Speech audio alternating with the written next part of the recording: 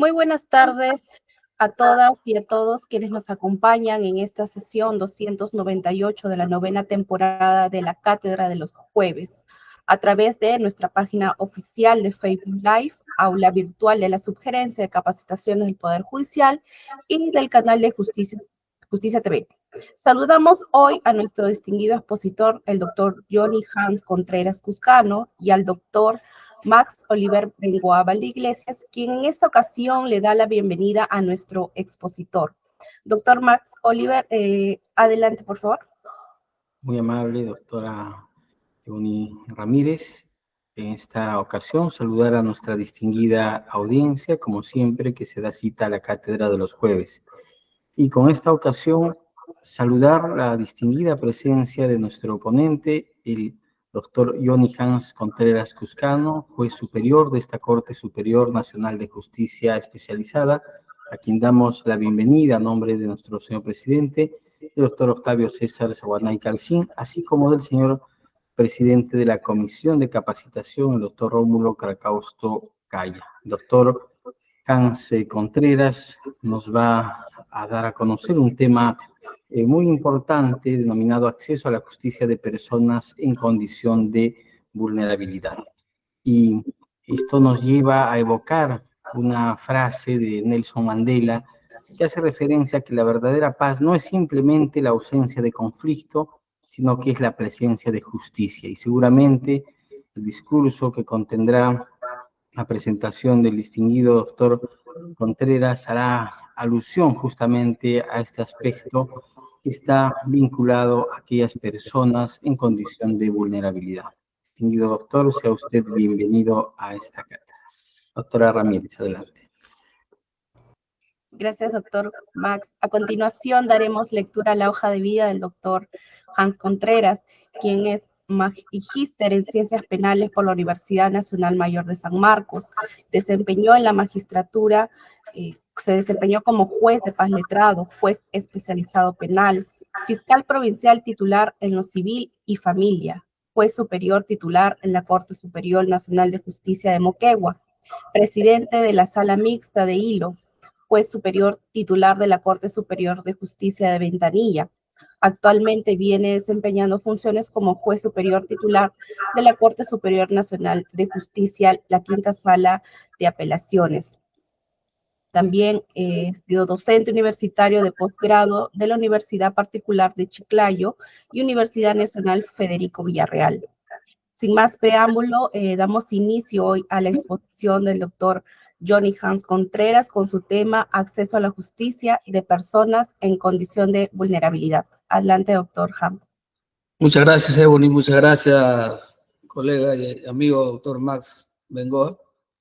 Quiero agradecer en primer lugar al presidente de esta corte. Desde hace 9 años ya tuvo la iniciativa, la feliz iniciativa de lograr un espacio académico donde podamos participar con nuestras ideas y nuestras ponencias respecto a temas jurídicos que atañen a la administración de justicia. Considero de que fundamentalmente este espacio, esta plataforma, no hace sino contribuir al conocimiento jurídico, social, de lo que corresponde a la función primordial de todos nosotros y especialmente de la administración de justicia.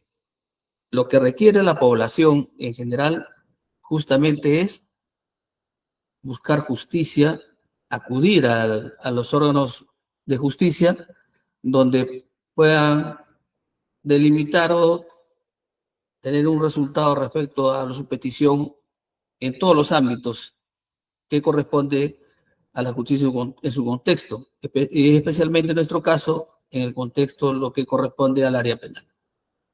Sin embargo, miren ustedes, el tema acceso a la justicia de personas en condición de vulnerabilidad, tal como hizo referencia el doctor Max, tiene radical importancia. ¿Y por qué razón? ¿Por qué tocar este tema? Porque todas las especialidades, especialmente en materia penal y los casos complejos que llevamos acá en nuestra corte, no hace sino ser el reflejo de los conflictos sociales, jurídico-penales que ocurren en nuestro país. Además está decir de que nosotros tenemos, y creo que se está haciendo esfuerzos a través del Estado y de las propias instituciones, como el Poder Judicial del cual formamos parte, de tocar esta arista fundamental que se llama el acceso a la justicia de las personas en condición de vulnerabilidad. Pero nos hacemos una pregunta de inicio. ¿Solamente tienen problemas las personas vulnerables o cualquier tipo de persona puede tener problemas de acceso a la justicia? Quiero poner como ejemplo cualquiera de nosotros que ha tenido oportunidad de viajar a un país extranjero donde no hablan nuestro idioma, ya somos vulnerables. ¿Por qué razón? Porque si ocurre una situación anómala de índole de infracción administrativa o penal en ese país, aún siendo nosotros profesionales del derecho, estaríamos en condición vulnerable frente a ese tipo, a esa sociedad, a su normatividad y a todo lo que conlleva solucionar ese problema. Miren ustedes, de inicio. Pero lo que nosotros vamos a tocar el día de hoy es exclusivamente las personas vulnerables. Y nos preguntamos, y tenemos como ejemplo último dos cosas y dos hechos fundamentales. Todos recordamos en estos días, miren, el caso de la niña que fue violada, embarazada y que tuvo un terapéutico por razón de la edad y que causó una sensación de injusticia en nuestro país, y nos preguntamos, esta madre, estas niñas, la que fue perjudicada y su hermana, ¿tuvieron acceso a la justicia? Entonces nos respondemos, ¿qué faltó ahí? ¿Qué falló? Y otro ejemplo, está en boga ahorita las niñas violadas en las comunidades indígenas. 500 casos de abuso en la provincia de Condorcanqui, Amazonas, a menores de edad, especialmente a Guajún y Huancas. Entonces, si hacemos un análisis del contexto nacional, vemos que de repente el acceso a la justicia solamente lo vemos en las capitales de provincia o lo vemos en unas ciudades más desarrolladas. Pero el acceso a la justicia no está dado solamente para ello. El contexto de justicia está dado para todo el país, hasta el último rincón. Esta persona, ser humano y peruano como nosotros, tiene derecho de esta palabra, acceso a la justicia. ¿Realidad o ficción? Creo que todos tenemos nuestra evaluación y vamos a ver, estos casos no es otra cosa que reflejo de nuestra sociedad y que el acceso a la justicia está muy lejos de ser tan efectivo como creemos. Es por eso que señalamos en nuestra presentación que cuando se habla de acceso a la justicia, muchos decimos, si hay acceso a la justicia, ¿y por qué? Porque técnicamente, podemos decir, se encuentra garantizada porque hay leyes, Código Penal, Código Civil, Código de todos los ámbitos de la labor del ser humano, y existen tribunales que administran justicia, y no solamente de justicia, sino también tribunales administrativos y todo lo que concierne a la administración de justicia. Sin embargo, miren ustedes, estos casos que son últimos y muchos más que ustedes conocen y que a diario se ve, no hace sino determinar que es difícil, ¿no?, tratar este tema cuando se trata de acceso a la justicia con personas vulnerables. Miren ustedes, no solamente ello, sino que ya desde hace muchos años, más de 20 años, la sociedad en su conjunto, la sociedad mundial y lógicamente nuestro país, a raíz de los convenios internacionales que tenemos, hemos tratado este tema de acceso a la justicia. formamos parte en esta Corte Nacional de la Comisión de Acceso a la Justicia. Y todas las cortes del Perú tienen su programa de acceso a la justicia. El Poder Judicial tiene su estamento dedicado al acceso a la justicia. Y todas las entidades públicas están obligadas por ley a tener y fomentar el acceso a la justicia, especialmente a las personas vulnerables. Es por ello que en el marco de la Asamblea Plenaria del 19 edición de la Cumbre Judicial Iberoamericana, que tuvo lugar del 18 al 20 de abril del 2018 en San Francisco de Quito, en Ecuador, se aprobó la actualización de las 100 reglas de Brasil. Y por eso, miren ustedes, si nosotros nos abocamos a pensar cómo se está tratando este tema, vamos a encontrar, como dice acá, este grupo de personas que están y siempre han estado en una situación vulnerable. Entre ellos mencionamos quiénes, los menores de edad, y que su desarrollo y búsqueda de justicia se encuentra limitada, porque prontamente y en situaciones del interior de nuestro país se ve con mayor, digamos, claridad este desfase de acceso a la justicia. Tenemos, por ejemplo, señala esta cumbre iberoamericana de que uno de los factores, por ejemplo, es la edad. Todos sabemos que los menores de edad, por el principio de interés superior del niño, tiene prioridad para ver los actos de protección como sujeto de derechos a fin de que se logre un acceso a la justicia. Pero ¿qué vemos en nuestra sociedad? Vemos que muchos menores abandonados, muchos menores que están en las calles en situación de riesgo constante, y muchos menores, a raíz de esto, miren ustedes, menores de 16 a 18 años que ahora están incurriendo en graves delitos como el sicariato, la extorsión, asesinatos. ¿Cuál es la respuesta del Estado? Hemos visto en el Congreso un debate, que todavía está en debate, respecto a la criminalización, respecto a los menores de 16 a 18 años con penas muy severas. Pero nos olvidamos que formamos parte de un sistema interamericano de derechos humanos que prohíbe tal disminución de derechos.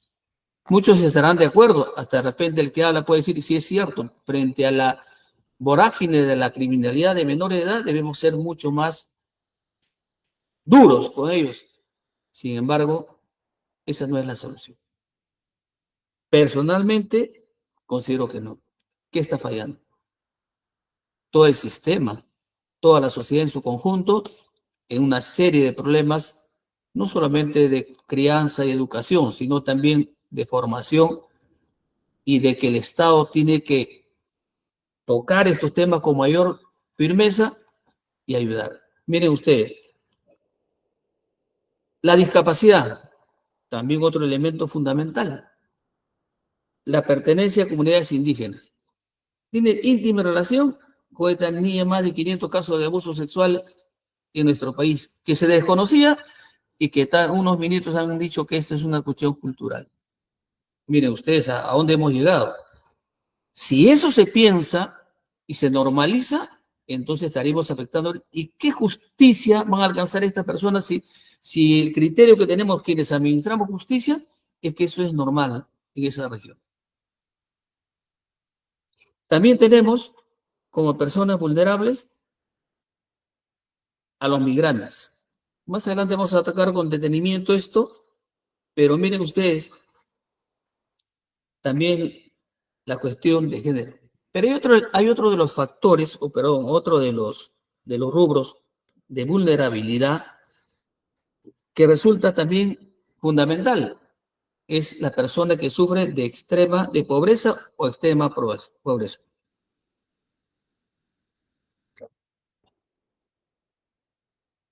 Yo he querido en esta oportunidad porque esto es muy amplio, requiere de muchas sesiones para tratar el tema de personas que sufren vulnerabilidad y acceso a la justicia, de dos ejes fundamentales: la pobreza y los migrantes. ¿Pero por qué razón? Porque miren ustedes, a raíz de esta figura de que no tengo acceso a la justicia o que es una justicia limitada, el índice de aprobación del sistema de justicia en nuestro país no supera los 2 dígitos. O sea, no pasamos del 20%. ¿Y por qué se da eso? Si todos ponemos nuestro mayor esfuerzo, ponemos nuestro sacrificio para decir, estamos administrando justicia. Porque no vemos más allá de los que acuden a los tribunales. Es por eso que las campañas que se hacen en este programa de acceso a la justicia es justicia itinerante, ir a las poblaciones más alejadas a darle información debida respecto a lo que es cómo acceder a la justicia. Tenemos problemas de alimentos, de abandono, violencia familiar, tenemos problemas de, como estos casos, violaciones que no son denunciadas o en todo caso han acudido a la justicia y no han tenido una respuesta favorable. Pero ¿qué tenemos? ¿Qué tenemos como base jurídica, normativa? Tenemos a nivel internacional, tenemos las reglas de Brasilia. Esta cumbre iberoamericana que le mencioné al inicio, lo que hace es actualizar, porque el mundo es dinámico, gira, avanza, así como las sociedades criminales avanzan, las instituciones del Estado tienen la obligación de tomar medidas positivas y efectivas para combatir el delito. Entonces, esta regla de Brasilia, que ya tiene más de 2 décadas, miren ustedes, tiene como objetivo garantizar las condiciones de acceso efectivo a la justicia. Cuando se habla de acceso efectivo, se habla no de un acceso formal, que yo acuda, presente mi demanda, mi denuncia y queda, no, sino de acceso efectivo a que yo obtenga del sistema de justicia, que es parte del Estado, una respuesta idónea a mi reclamo o a mi afectación. Y más en personas vulnerables, sin ninguna discriminación. ¿Y qué se requiere para eso? Políticas y medidas y facilidades que permitan el goce de esos servicios. Entonces, primera premisa, no basta con que haya un servicio de justicia formal, sino tiene que ser eficaz. Entonces, esta regla de Brasilia, como dice, no se limitan a establecer bases de reflexión, sino que recogen recomendaciones para todos los órganos públicos y a todos los estados. Tal como les señalé, en Quito, Ecuador, se ratificó, se actualizó este compromiso, actualizando los principios y objetivos en la Agenda 2030 de las Naciones Unidas. Entonces, miren ustedes, en la siguiente, por favor. Bueno, y la siguiente, ahí está bien, está bien. Como dice acá, ¿qué entendemos por acceso a la justicia? En todas las comunidades hay colectivos que por diversas razones sociales y económicas no pueden acceder a la justicia o no pueden hacerlo de la forma plena y eficaz. Lo que estamos señalando. Los países iberoamericanos han avanzado en esa materia durante los años. Sin embargo, en la actualidad hay muchas carencias que determinan el nivel de credibilidad y confianza en el sistema de justicia, que es muy bajo. La estadística lo señala. ¿Y qué es lo que se quiere? Que se adopten medidas que mejor se adapten a cada condición de vulnerabilidad, cultura jurídica, asistencia legal, defensa pública, asistencia de calidad, defensa gratuita, derecho de intérprete, revisión de los procedimientos procesales y medios alternativos de solución de conflictos. O sea, toda esta gama de posibilidades que se le da a la sociedad tiene que ser efectivo y especialmente en las personas vulnerables. Siguiente. ¿Qué entendemos por vulnerabilidad? Todos los asociamos inmediatamente y siempre será por los rezagos que tenemos, lo asociamos a las personas con discapacidad. Y no. Ser vulnerable significa estar expuesto a no obtener ese acceso a la justicia de manera eficaz. Por eso, cuando una persona ha sufrido un perjuicio, tiene una limitación para prevenirlo, evitarlo, mitigarlo, así como la consecuencia. Si hacemos una evaluación de los problemas que se suscitan a diario, especialmente en el área penal o civil, como ustedes quieran, y hacemos a las personas, le decimos, señora, usted ha acudido a la justicia, ¿qué ha obtenido usted del sistema de justicia? Me reservo las respuestas, en muchos casos van a ser negativas. Por eso es que cuando este acceso a la justicia no cumple su función fundamental de darle respuesta a los problemas que tiene la persona común en nuestra sociedad, entonces viene el cuestionamiento y a señalar de que en este país no existe justicia. Como le vuelvo a repetir, la causa de vulnerabilidad son la edad, la discapacidad, comunidad descendiente, afrodescendiente, una gama de ítems donde se va a señalar, darle prioridad, ojo, sin descuidar la igualdad ante la ley de todos.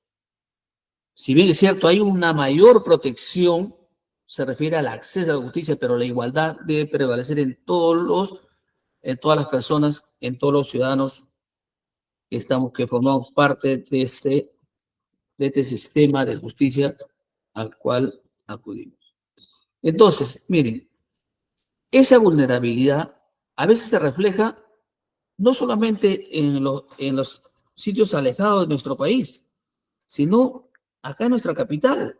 Si nosotros acudimos y vamos a ver a lo que significa los llamados conos en nuestra ciudad, solamente para acudir a la justicia, ¿qué tiene que hacer? Trasladarse. ¿Cuántas veces para ver un caso judicial? No una, muchas veces. ¿Qué significa ello? Contratar a un abogado de su elección o si no acudir a un defensor público. ¿Qué demanda ello? Tiempo, dinero y el común de las personas, ese índice de pobreza que tenemos y que lamentablemente se ha enraizado mucho más a raíz de los problemas políticos que tenemos, lo único que hace no es sino restringir ese acceso a la justicia. Esa persona que sufre de pobreza extrema, ¿de qué se preocupa? Del día a día. ¿Qué voy a comer hoy día? Si yo no salgo a vender, no salgo a hacer este trabajo que hago a diario, hoy día mis hijos no comen. Esa brecha que existe entre el común denominador de la clase media, entre comillas, y las personas de pobreza o extrema pobreza, hace que esa limitación al acceso a la justicia sea, pues, como decimos nosotros, difícil de combatir. ¿Y qué tenemos que hacer frente a ello? No basta que vayamos nosotros un día cada mes o cada 6 meses o al año a decirle, señora, este es tu derecho, acá te tenemos un poco de víveres, esto tú te tienes que acudir, mire, estas son las actas, esto te va a tener la facilidad, yo lo voy a atender, acuda. Pero después al otro día vuelve la misma vorágine de señalar que ese acceso a la justicia está totalmente limitado por un factor fundamental que se tocó en esa cumbre, que es la pobreza. Entonces, en contraparte, ¿qué se debe hacer? Combatir las limitaciones económicas, combatir la pobreza para que el ciudadano común y corriente, frente a un problema X, Y no hablemos de los procesos civiles, porque en los procesos civiles hay que pagar tasas judiciales. Si bien la justicia penal es gratuita, pero eso no significa que le van a cubrir todos los gastos de traslado, alimentación, tiempo.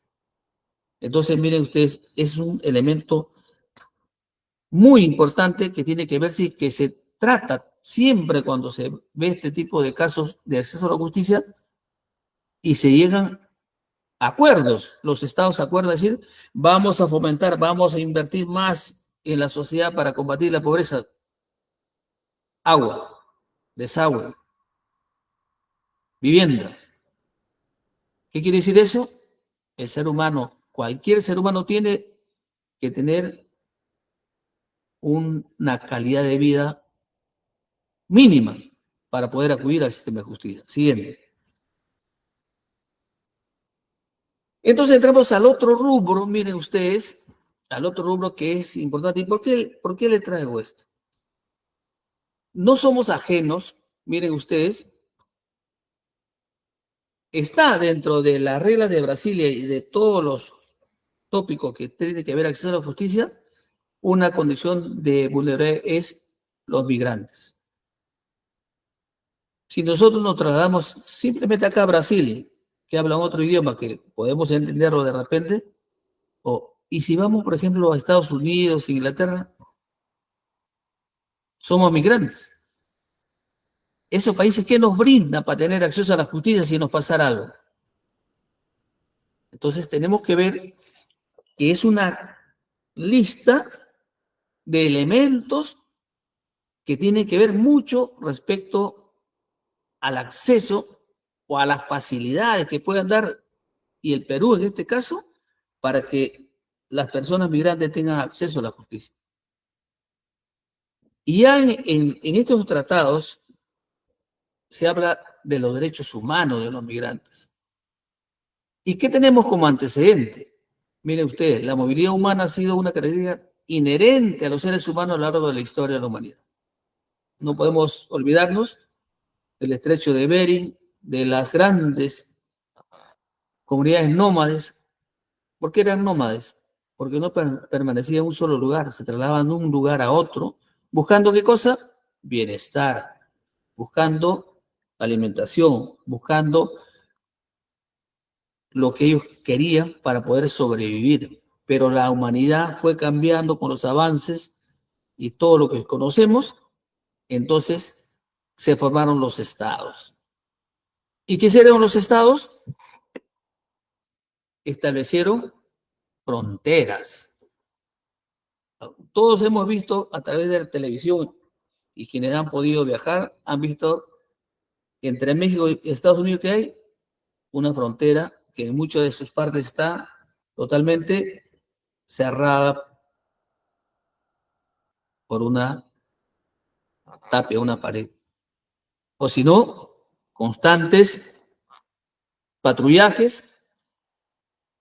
Y nuestras fronteras, también tenemos fronteras donde cuidamos, y es un derecho de cada estado controlar las fronteras, definir los requisitos de ingreso, la estancia y la expulsión. Eso es correcto, porque tampoco podemos exponernos y nos preguntamos,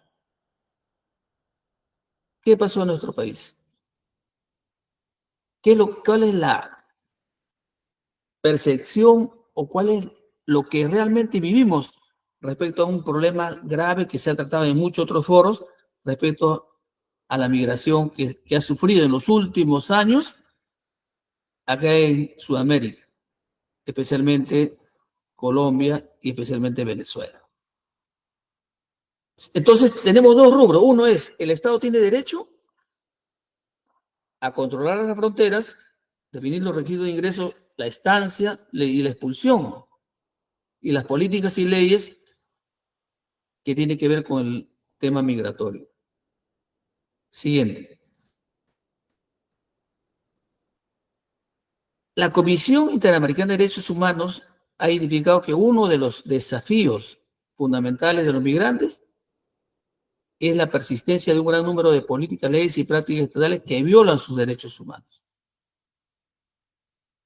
Si alguien le ha preguntado, y quiero entrar al tema de fondo, nuestros sistemas de justicia, especialmente penal, miren ustedes, a nivel nacional, no solamente en Lima, estamos tratando este problema de los migrantes cuando incurren especialmente en comisión de delitos. Y estas políticas estatales tienen que ver mucho con los derechos humanos de los migrantes, pero respetando también el derecho del Estado y de la sociedad peruana a defenderse de aquellos malos elementos que han venido a nuestro país. Hemos escuchado proyectos de ley de una expulsión masiva. Hemos escuchado de que hay un criterio de discriminación por el solo origen nacional. Y nosotros mismos, de repente, contribuimos a eso. Pero también se lo han ganado a pulso. Porque si vemos nosotros, miren ustedes, en la situación que se da en este fenómeno de la migración, vamos a ver de que todos los estados, ahorita Estados Unidos está en una política migratoria en conflicto. El presidente Biden ha cedido de alguna manera porque se vienen las elecciones presidenciales en Estados Unidos. España, con la migración de Marruecos y de todo en África, a diario tiene que ver con los derechos humanos respecto a los migrantes que llegan. En Centroamérica usted vio la gran cantidad de personas, la masa de seres humanos que se están trasladando vía México para llegar a Estados Unidos. Eso no es un problema solamente de nuestro, sino es un problema a nivel global. ¿Por qué? Porque una de las razones, miren ustedes, de los migrantes es la situación económica, especialmente la situación política, la situación de discriminación, la situación que de todas maneras afecta gravemente y obliga a estas personas a migrar a otros países. Pero cuando llegan estas personas, muchas veces en los países que acogen a este grupo, son discriminados y lógicamente, cuando cometen algún hecho grave de violación de las leyes en cualquier país, son sometidos como corresponde de repente a un proceso con las garantías de ley. Pero esa garantía, ¿qué tiene que tener como preámbulo? Tiene que tener lo que corresponde a lo que es las garantías necesarias para poder establecer una política de que accedan a la justicia dentro de por su condición de vulnerabilidad. Entonces, miren ustedes, no es ajeno entonces los derechos humanos con los migrantes. Pero aún más, miren ustedes, encontramos, si bien es cierto, que las políticas migratorias de los países están desarrolladas y están clasificadas para poder otorgarle las garantías mínimas frente a un hecho concreto, también vamos a ver que en muchos de los casos hay abusos y hay situaciones donde esa persona se encuentra desvalida frente a un hecho concreto. Siguiente. Esto se refleja, miren ustedes, en nuestro país, especialmente, y vamos a aterrizar en nuestro país, como dicen en especial de Venezuela, que en muchos de los casos, no todos, han desencadenado una ola delictiva feroz, difícil de combatir, dándole un sistema de justicia frente a procesos judiciales contra ellos. Las estadísticas actuales señalan que hay 1.5 millones de venezolanos que han llegado al Perú, o sea, 1,5 millones, de los cuales 532,000 han solicitado ser considerados como refugiados. Y es otro tema Y asimismo, 17.000 de ellos fueron detenidos por diversos delitos, de los cuales 1.167 están ahorita purgando condena. Si nosotros vamos al efecto y no solamente sindicando a los ciudadanos venezolanos, sino también hay colombianos, haitianos y de toda índole, en menor proporción, lógicamente, vamos a encontrar que la comunidad, muchos de ellos, si solamente tenemos 1,5 millones de venezolanos y solo 532.000 han solicitado ser considerados refugiados, ¿dónde está el resto? Y viene ahí el tratamiento a las personas en condición de ilegalidad, están ilegalmente en el Perú. Entonces, frente a ello, el sistema migratorio peruano tiene la facultad de expulsar a todas estas personas que han ingresado ilegalmente al país. Entonces ustedes se preguntarán, ¿pero qué pasa? Es que el problema de la migración a nivel mundial, especialmente en el Perú y en los países latinoamericanos, no es sencillo. ¿Por qué razón? Porque estos migrantes ilegales que han llegado muchas veces están realizando labores, porque si no, ¿cómo sobreviven? Y en segundo lugar, ha ocurrido una crisis que ningún país lo quiere recibir.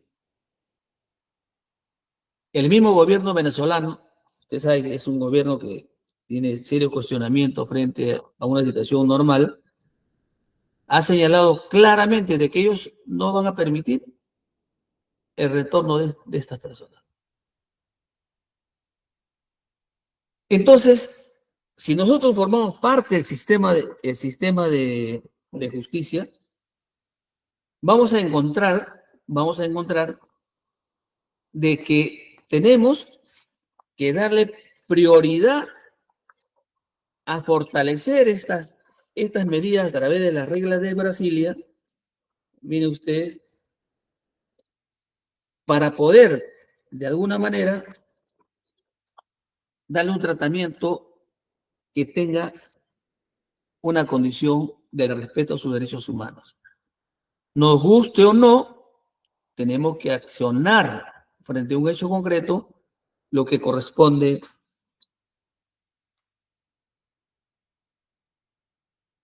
al sistema judicial. El Poder Judicial, miren ustedes, se ha entronizado y ha entrado y muy adecuadamente a este tema de acceso a la justicia y a la vanguardia de garantizar esos derechos, aprobó a través del Consejo Ejecutivo del Poder Judicial su adhesión a la regla de Brasilia mediante resolución administrativa del número 00198-2020 del Consejo Ejecutivo. ¿Cuándo fue esto? El 1 de agosto del 2020. O sea, desde el 2020 ya se adhirió el Poder Judicial a través del Consejo Ejecutivo a estas reglas de Brasilia. Pero encontramos que las reglas de Brasilia no se limitan solamente a este rubro. Miren ustedes, esto tiene correlación también fundamentalmente al tratamiento, como le dije al inicio, de los menores de edad. Muchos de los migrantes, y tiene íntima relación, muchos de los migrantes se han casado con peruanos y peruanas y tienen hijos que ya son peruanos. Miren ustedes.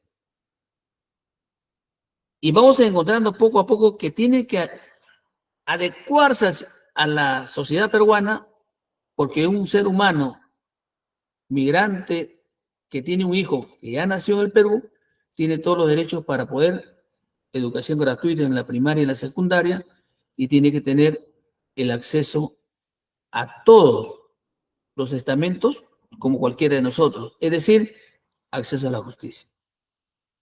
Porque no solamente, miren ustedes, está reflejado, porque este fenómeno es multisectorial, porque así como vemos y estamos tratando el tema de la migración en el aspecto positivo de darle todas las facilidades, también vemos el otro lado, que significa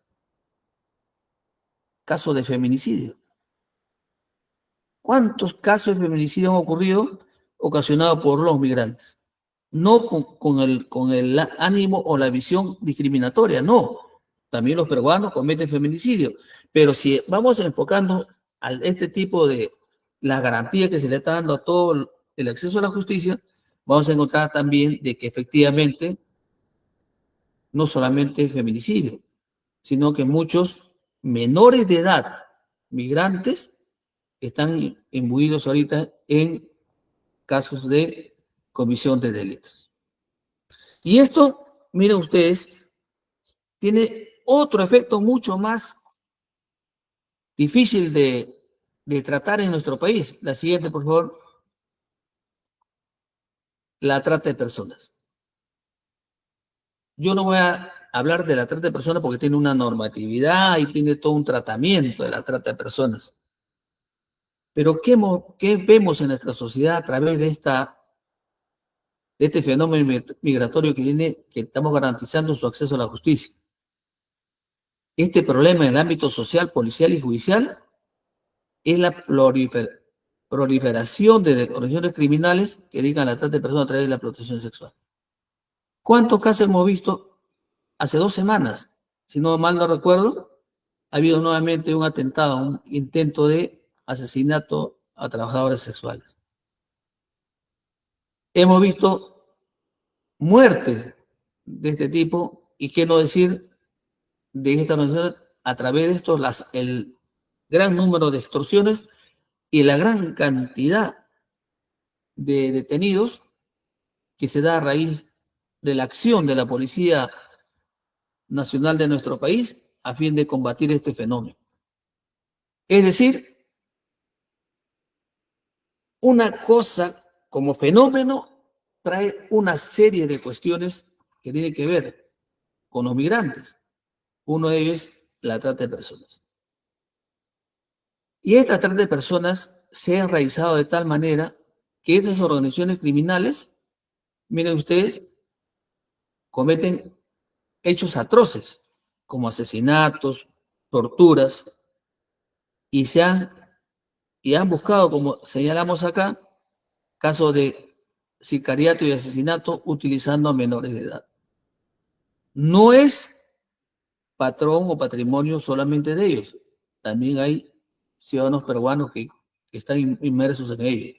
Pero como estamos tratando el tema de los efectos de la migración en nuestro país, tenemos que tratar que, si bien el Estado peruano tiene que brindarle todos los elementos para que puedan acceder correctamente a lo que es a lo que significa el acceso a la justicia, también tenemos que ver estos casos y claramente verificar efectivamente que el Estado debe tomar y debe legislar medidas adecuadas para poder erradicar y disminuir todos los efectos que ocasiona esto. Entonces, de acuerdo a la regla de Brasilia, y mire que el Estado es parte, ¿cuáles son las condiciones necesarias para poder, las condiciones necesarias para poder garantizar este acceso a la justicia? No solamente a los migrantes, sino a los menores de edad, y ahorita vamos a hablar un poquito de la persona de la tercera edad. La siguiente. Miren, como le decía, hablando un poco, otro de los elementos o de las condiciones de vulnerabilidad está dado a las personas de la tercera edad. Muchos de nosotros, y ustedes, los que me ven a través de la de esta disertación, van a ver que muchos ya estamos peinando canas. Pero esto es inevitable. La vida, todos vamos a llegar a tener algún momento y formar parte de ese grupo al que llamamos, entre comillas, de manera de repente muy despectiva, hoy ya de la tercera edad. Si bien es cierto, hay políticas que ha establecido el Estado para darle una serie de facilidades, también tiene que verse cuando se trata de acceso a la justicia, darle prioridad a las personas que ya están en la tercera edad y que requieren. Uno de los factores, mire, sin ir, hemos visto en nuestro país las largas colas que se presentan en los bancos cuando van a cobrar una pensión 65 o van a cobrar algo las personas mayores que tienen y el Estado le ha dado algún bono.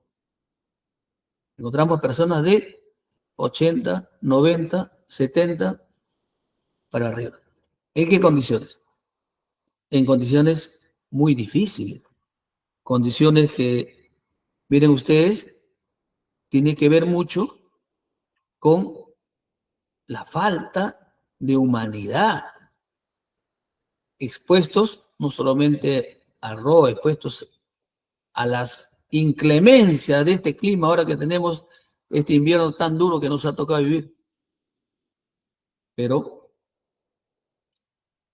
eso es lo que no se ve, o lo que se ve o no queremos ver. Por eso miren ustedes, volviendo al tema de los actos judiciales a las condiciones de vulnerabilidad, vamos a hablar ahora de qué es lo que tenemos. ¿Qué es lo primero que requiere una persona que está en otro país y se ve inmerso en un proceso judicial? ¿Qué es lo que queremos? Si yo estoy, por ejemplo, en Europa, en Estados Unidos y me arrestan por algún motivo, ¿qué es lo primero que yo querría? Información.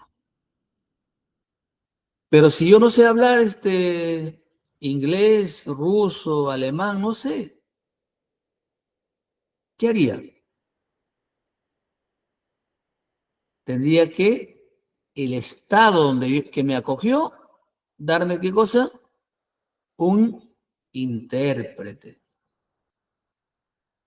Y la pregunta es, ¿se da comúnmente eso o no? Muchas veces no.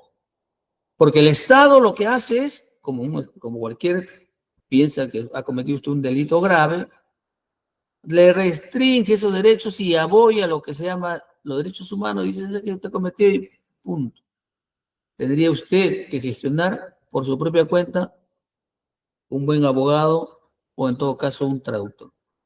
Pero es obligación del Estado. Por eso la primera premisa, ¿cuál es? Información procesal o jurisdiccional.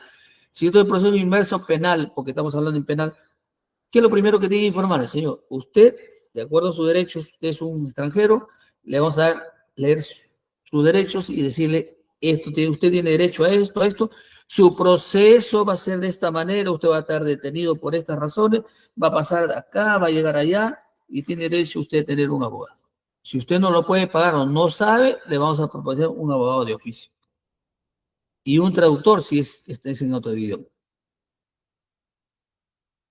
Esas condiciones de información son vitales para que yo no pueda estar desvalido o pueda yo de repente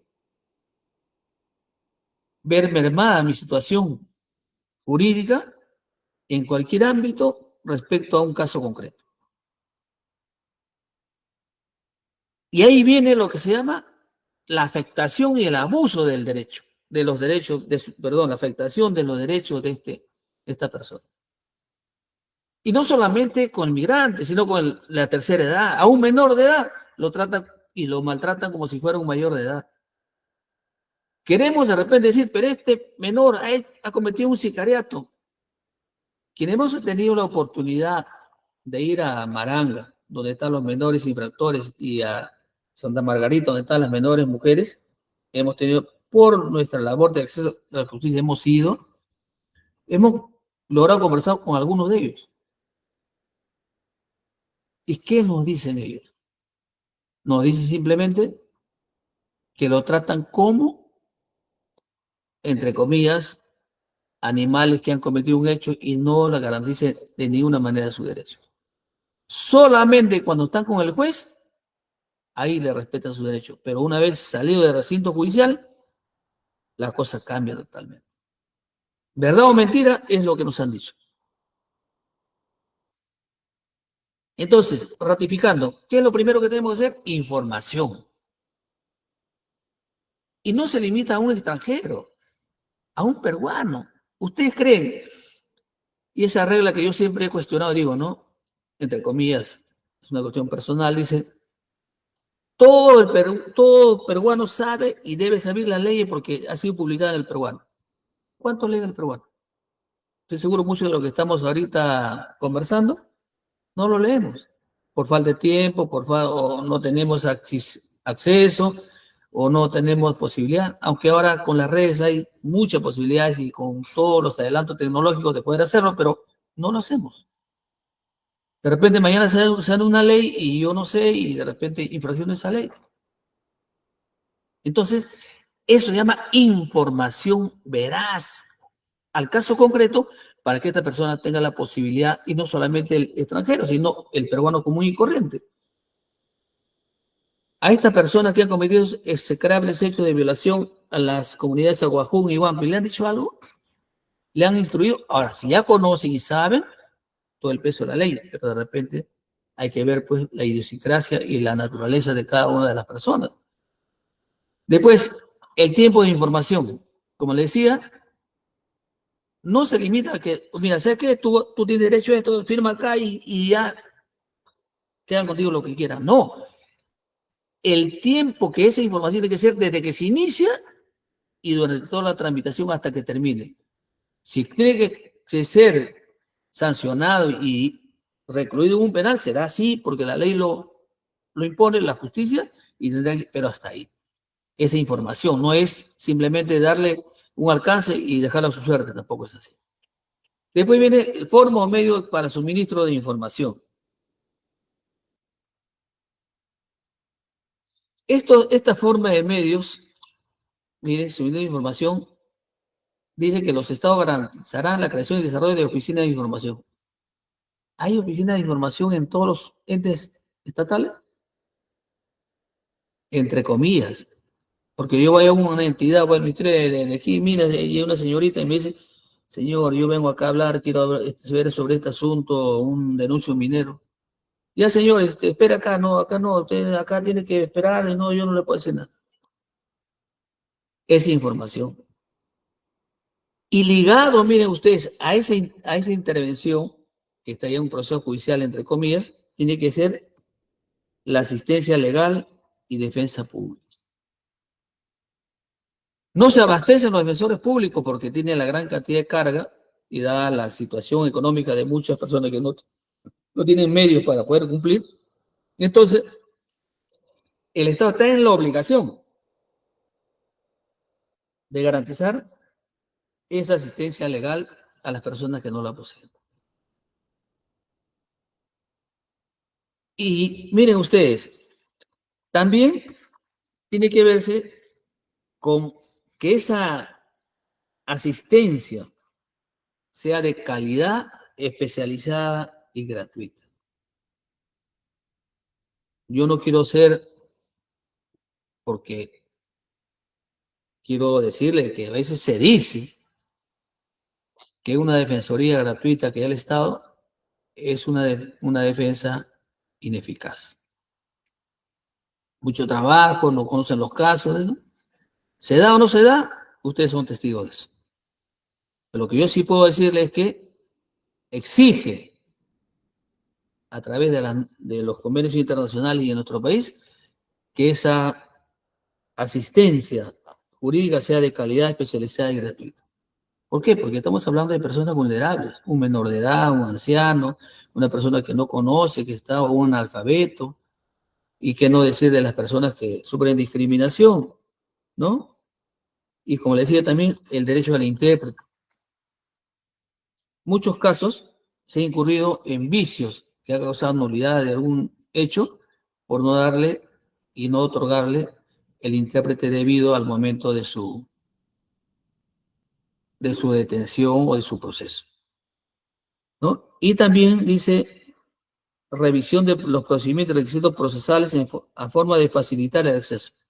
¿Qué quiere decir? Decirle simple y llanamente, mira, este es tu proceso, acá está el abogado te va a explicar correctamente, tiene que seguir, y ya le está dando una ayuda, un aliciente respecto a lo que corresponde a su tratamiento dentro del contexto de acceder a esta justicia que el Estado peruano brinda a todos los ciudadanos.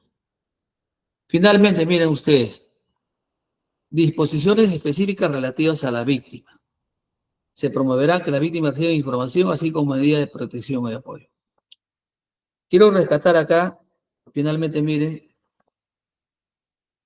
en una entrevista, el fiscal superior Chávez Cotrina, que es el coordinador de la Fiscalía contra el Crimen Organizado, señaló algo fundamental, y lo quiero resaltar porque eso considero que sí es cierto. A través de los operativos y el tratamiento contra la trata de personas, el sicariato y todas estas bandas organizadas,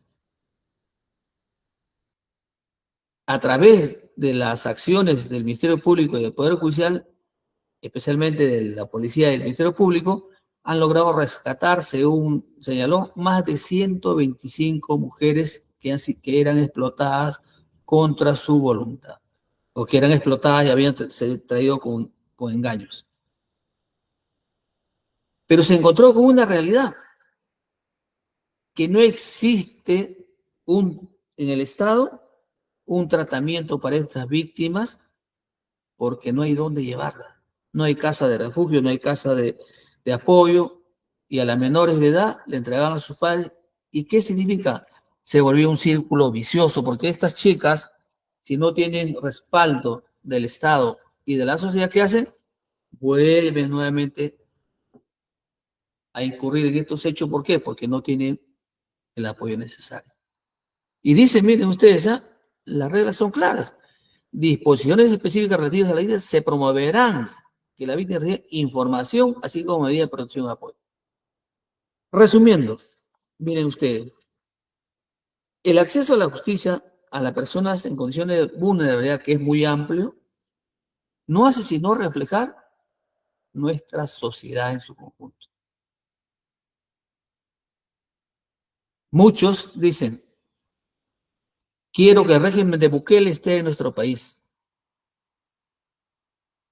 Que lo analicen, que lo estudien, si es aplicable se verá. Pero lo que no puede obviarse finalmente es que todas las personas en condiciones de vulnerabilidad no tengan las garantías mínimas de acceder a la justicia, tal como hemos visto, principalmente con información, desde el inicio hasta el final, todos los elementos necesarios, traductor y todo lo demás, y finalmente el apoyo a la víctima. Y eso no hace sino reflejar el estatus de nuestra sociedad, porque no podemos preciarnos como una sociedad, digamos, que tiene un alto espíritu humanitario, si en la práctica no atendemos todos estos requerimientos, y que nos lleva a la reflexión que el Estado tiene que tomar muy en serio el acceso, no solamente, como le digo, y finalmente a los migrantes, sino a todos nosotros y cada uno de nosotros en esta sociedad, porque la sociedad peruana lo que requiere es tener paz social y justicia, como lo dijo el doctor Max. No bastan las guerras ni nada, sino justicia. Creo que eso es lo que corresponde a un país civilizado y democrático. Muchas gracias.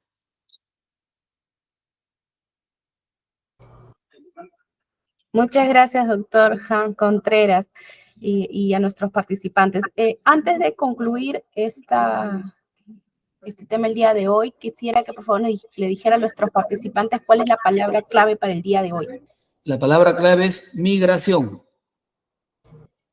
Bien, agradecemos a nuestro distinguido expositor, doctor Johnny Hans Contreras, por su excelente disertación, Hasta aquí llegamos con la sesión 298 de la Cátedra de los Jueves. Un reiterado agradecimiento, doctor Hans Contreras, de parte del presidente de la Corte Superior Nacional de Justicia y de nuestro presidente de la Comisión de Capacitaciones.